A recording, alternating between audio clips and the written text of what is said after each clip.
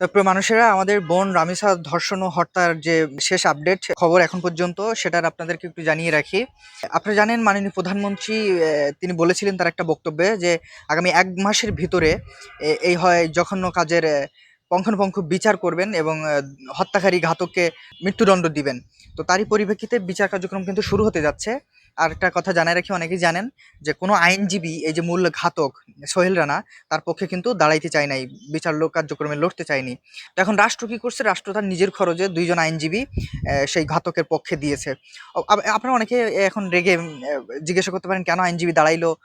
আইনজীবীর ঘরবাড়ি ভেঙে ফেলো, আইনজীবীকে মার দাও, আইনজীবীকে দেশ থেকে দূর করে দাও।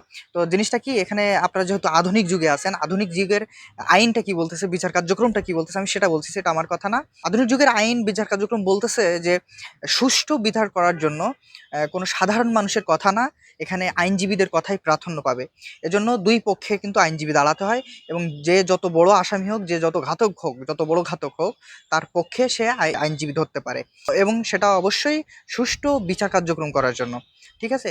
তো তারই পরিপ্রেক্ষিতে কোনো বেসরকারি আইনজীবী যেহেতু তার পক্ষে লড়তে যাচ্ছে না ঘাতকের পক্ষে, সেহেতু রাষ্ট্র নিজের খরচে 2জন আইনজীবী তার পক্ষে হায়ার করতেছে, আমি যতদূর জানি।